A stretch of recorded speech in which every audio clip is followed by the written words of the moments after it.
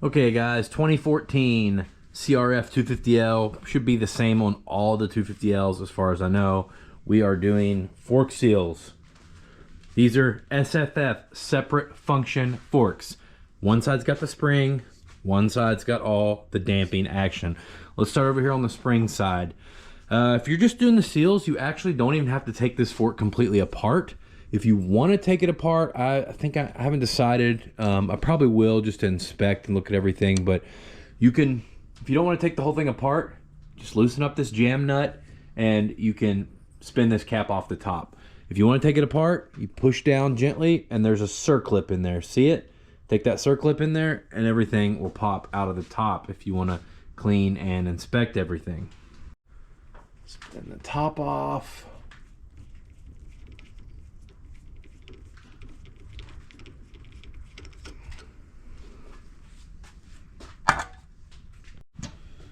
Guess I should tell you, I did already drain the oil. So as far as taking the fork tube apart, it's the same as any other fork.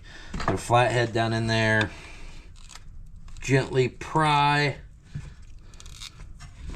work it around. That will pop right out. Then underneath that, you will have a circlip. Switching to a smaller flathead. Grab the circlip.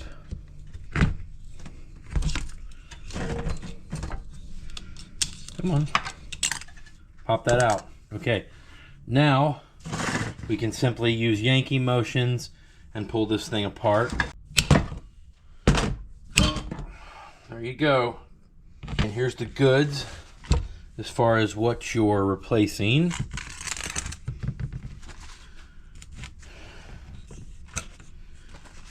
Two Teflon coated bushings, a washer that's sole purpose really is just to set this bushing, dust seal, circlip, oil seal. These bushings, you know, always inspect them, make sure they're tight. You don't want any slop, you don't want any deep scratches.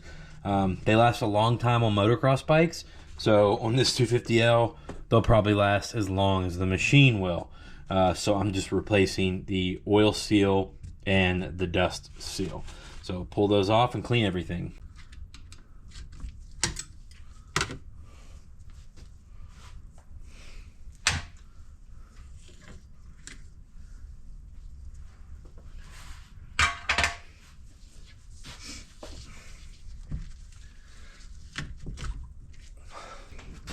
Here's that circlip. You can see it now. Just wanted you to be able to see it.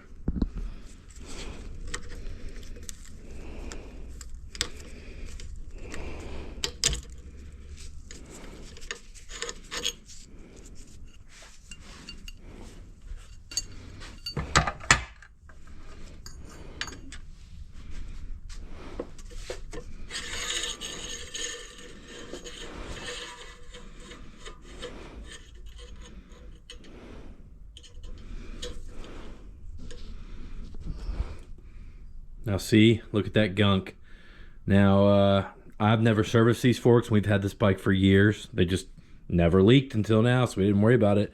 And yeah, like I said, you don't have to take this spring out, but I'm glad I did because it built up quite a bit of gunk that needs cleaned out of there. I see some in the bottom too.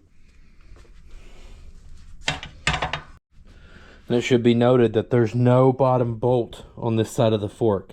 So besides spraying a bunch of stuff down in there and dumping it out, you are not going to get this out any other way. So my recommendation is just take a minute and remove that circlip and inspect and clean your spring.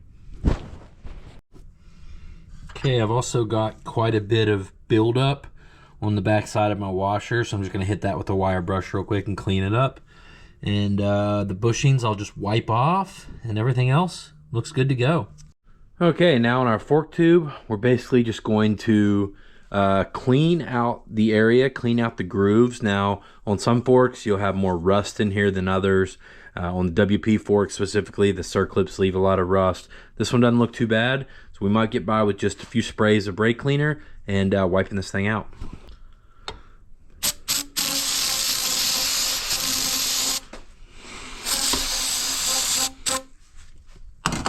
If you do need a little more power, I recommend just a green Scotch-Brite.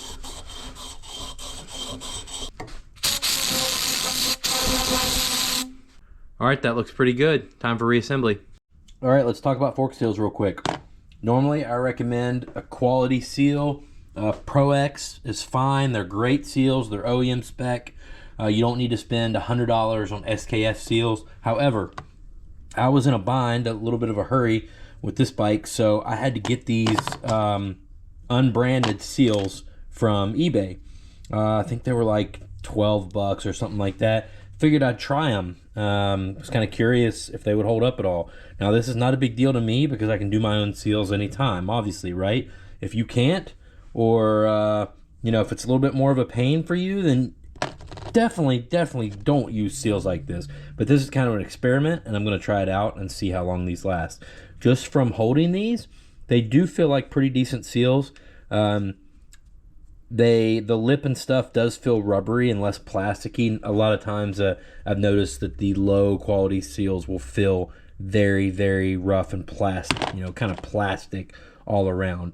These kind of feel like that on the outside, but the lip part feels good. So we're gonna give them a try, and I'll put a link to these in the description, and you guys can I don't know, you know, try at your own risk. Otherwise, I recommend some Pro X's.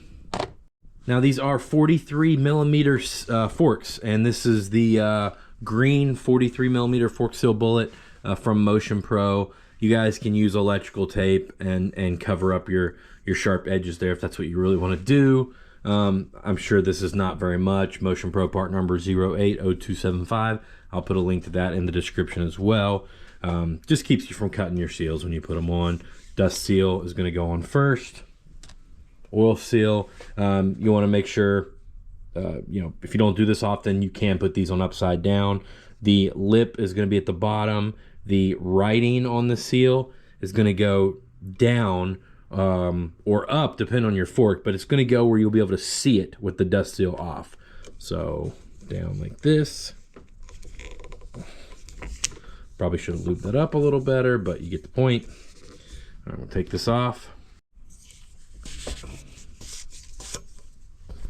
Okay, here's our washer and bushings that we cleaned up earlier. Washer, outer bushing. Here you go. Okay, now we're ready to put this back in the outer tube.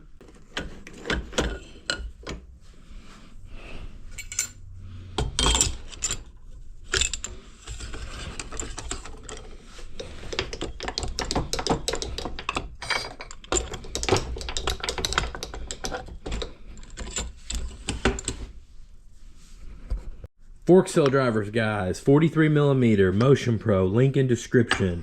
Yes, you can use PVC, whatever you want to do, if that's really what you want to do. It's not fun. This is way better. And if you are doing your own forks, it probably means a couple things. One, it probably means that it's your bike that you're going to keep for a while, and you're probably going to do this a few times. So it makes sense to spend 30 bucks and get a nice one and make it a good experience. It also means you're probably saving at least $100, if not $200 or $300. Paying someone to do this, so you can afford that $30 seal driver.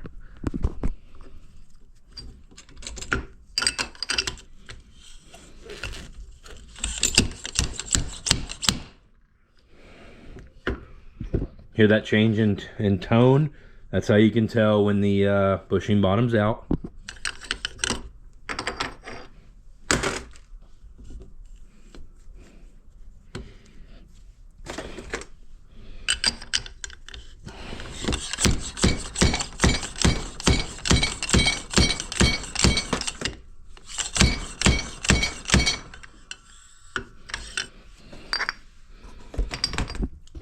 Sometimes some forks you can really hear the seal bottom out. Some you can't. That one you can't as much, but I can clearly see around the edge that my circlip groove is very visible. So I know I'm set in there.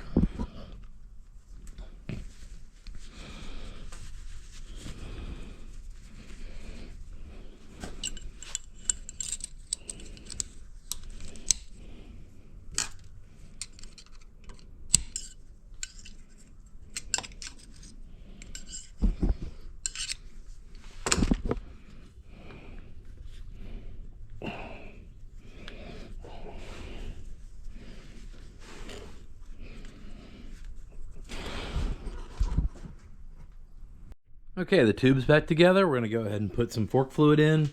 Now, you'll see different numbers. I believe Honda recommends 680 in the spring side and 650 in the damper side. Racetech's website says 610 and 510. I'm just gonna go ahead and do Honda's. So 680 in the spring side. I'm using Maxima fork fluid. You don't need to spend this money for these forks. This is just all I have here because this is what I put in the motocross and the dirt bike performance forks. And I needed to keep some oil in stock for something like this, but I just didn't. So it's what I'll have to use. It's a little bit overkill for these, but okay. 5. Yeah, these forks had quite a bit of gunk in them I had to clean out, guys. Now, you know, if you're servicing these forks every couple years like you should on a dual sport, you're not going to get that much gunk buildup. Like I said, we've had that bike since about 2016 probably, and just never serviced them before, so we were just asking for that kind of buildup. Okay, our fluid's in, so let's install our spring and our rod and tiny top out spring and put it back together.